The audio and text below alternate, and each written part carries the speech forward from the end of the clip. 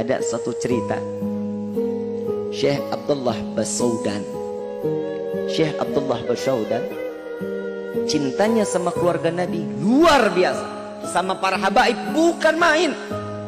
Beliau ini mengeluarkan fatwa bahwa rokok itu haram. Ini ada di dalam kitab Al-Imam Abdullah bin Alwi Al-Haddad. Beliau mengatakan bahwa Syekh Abdullah Basaudan mengharamkan rokok. Datanglah satu habaib, zuriyahnya Nabi SAW. Datang, wahai Syekh. Iya Habib, saya minta rokok. Syuf Habib, saya ini melarang rokok, haram. Gak mau tahu, saya mau rokok. Syekh Abdullah Basaudan keluar, nurut, jalan ke warung, bisik-bisik, beli rokok. Kata yang punya warung, ya Syekh, ente terkhayyar, lu berubah hati lo. Jangan kencang-kencang. Saya beli rokok buat keturunan Nabi yang ada di rumah saya. Oh, tapi tolong jangan cerita-cerita kalau saya datang beli rokok. Kata Syekh Abdullah Basaudan, dikasih rokok, dikasih sama zuriyahnya Nabi. Fatwanya jelas haram. Walaupun masalah ini masih ada khilafiyah. Ada yang bilang makruh, ada yang bilang haram, ada yang bilang mubah. Ini masalah rokok. Dan di sini beliau memberikan rokok kepada zuriyahnya Nabi SAW. Merokoklah nih zuriyah.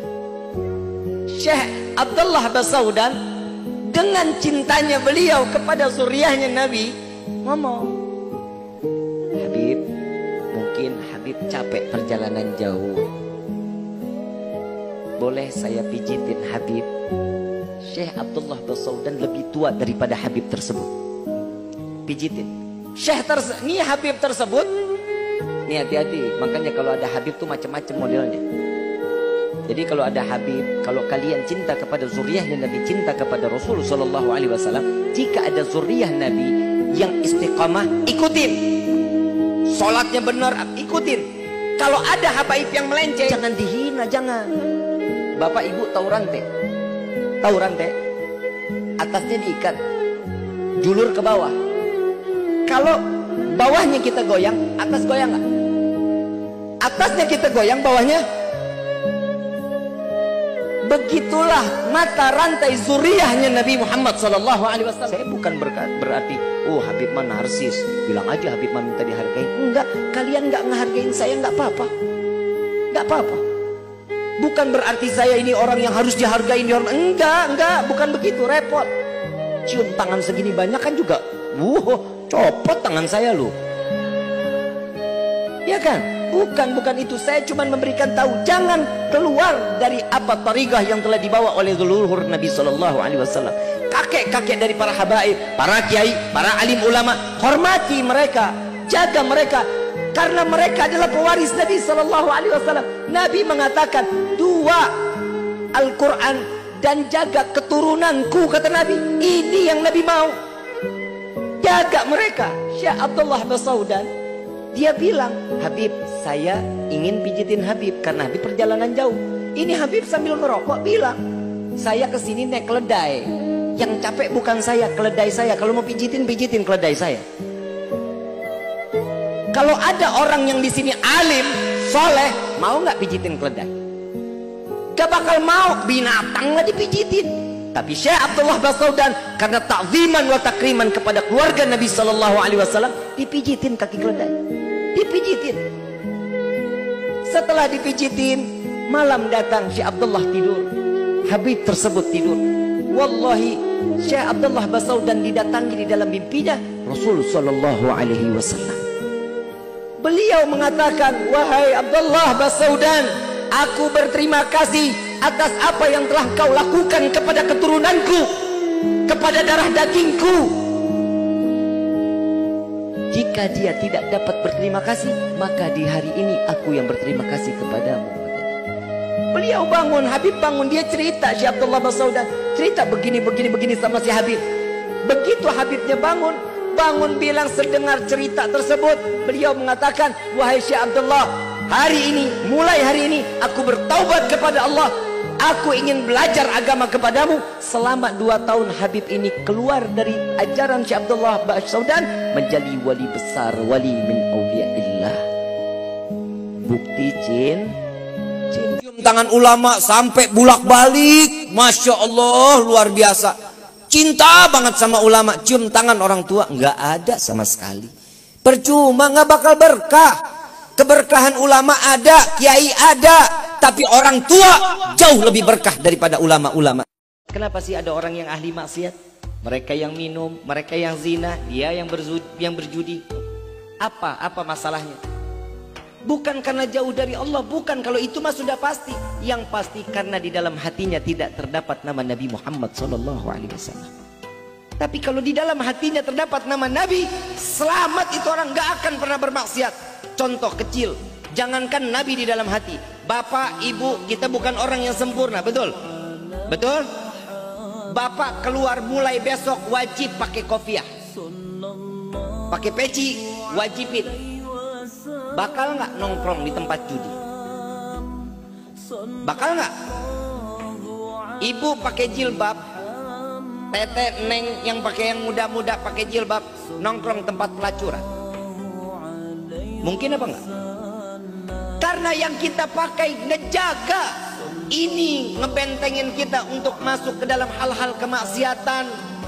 Coba dulu, walaupun kita nggak baik di dalam nilai ibadah, coba tempelkan sunnah Nabi, maka Allah selamatkan kita. Ibu sekarang kan cantik-cantik pakai jilbab, kerudungannya bidadari-bidadari surga, yang ngerasa dirinya wanita. Yang ngerasa diri wanita, dengar baik-baik. Satu helai rambut kalian dilihat sama yang bukan mahram, kalian bisa memasukkan 4 laki-laki di dalam rumah tangga kalian. Menyeret 4 laki-laki masuk ke dalam neraka jahanam. Satu helai rambut terlihat sama yang bukan mahram. Yang pertama, ayah kalian. Yang kedua, suami kalian. Yang ketiga, abang laki-laki kalian. Yang keempat, anak laki-laki kalian. Itu yang pasti akan dimasukkan ke dalam neraka jahanam. Jangan, bahaya. Jangan. Udah, kita ngertiin aja apa keinginan Allah. Tapi kalau ibu mau di dalam rumah, mau buka baju, mau telanjang, terserah. Yang penting keluar dari rumah tertutup. Kenapa? Ibu menjaga kehormatan seorang suami. Allahumma salli ala Sayyidina Muhammadin tibbil qulubi wa dawaiha wa afiyati abdani wa shifaiha wa nuril absar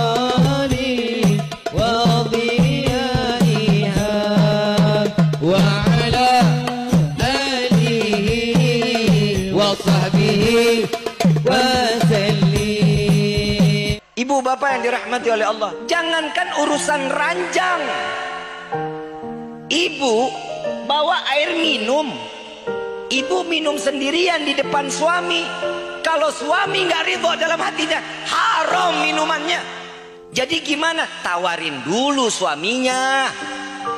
Romantis, kenapa? 1 gelas minum berdua. Kalau dulu aja minum kelapa sedotannya bertuker-tuker. Kadang 1 kelapa sedotan 2, yang satu nyangkut aja. Romantis, Nabi juga ngajarin romantis kok di dalam rumah tangga. Nabi kalau lagi minum, minta minum sama Siti Aisyah. Ya Aisyah, ambilkan aku air minum. Diambil air 1 gelas, dikasih ke Nabi. Begitu kata Nabi apa? Engkau minum lebih dulu ya Aisyah. Tidak ya Rasulullah, karena aku seorang istri. Engkau lebih dulu karena engkau pemimpin di dalam rumah tangga. Tidak, ini karena perintahku, silahkan kau minum. Itu dapat izin dari suami. Diminum sama Siti Aisyah, 1 teguk lagi, 2 teguk lagi, 3 teguk lagi. Sudah ya Rasulullah. Diminum, diputer-puter gelasnya sama Siti Aisyah. Siti Aisyah deg-degan. Ini kenapa Rasulullah jijik? kok kayaknya nggak lanjut diminum? Ya Rasulullah, apa mau diganti gelasnya? Tidak ya Aisyah. Lalu apa yang membuatmu ragu untuk meminum? Jawaban Rasulullah, aku sedang mencari di mana engkau meletakkan bibirmu di hujung daripada gelas ini. Aku ingin meminum dari tempat yang sama di mana engkau meletakkan bibirmu. Tuh Nabi romantis. Kalau ibu mah begitu diminum dikit sama bapak, iya bapak mah jorok. Betul Pak, betul. Kawin lagi Pak. Bu, gak boleh gitu. Mesra ngapa mesra? Saya mau kasih, ibu mau masuk surga nggak? Beneran nih. Janji ya. Pulang dari sini ibu tiduran di pahanya bapak. Bu, surga mau nggak? Cuman tiduran di paha bapak. Boleh Pak. Pak, bapak bisa ngancurin dosa seorang istri Pak. Saat istri ada di pangkuan bapak, dibelai rambutnya. Seberapa banyak belayan rambut tersebut, begitu Allah rontokkan dosa seorang istri terhadap suami dan kepada Allah. Tuh Pak, gampang Pak. Satu riwayat Nabi Allah Sulaiman alaihissalatu wassalam, ambil satu semut, ditaruh di dalam toples. Ditanya, saking kayaknya Nabi Sulaiman, hai semut, kamu selama setahun makannya berapa banyak? Satu butir gandum, wahai Nabi Allah Sulaiman. Aku pelihara, aku berikan rezeki kepadamu, aku sediakan gandum satu butir.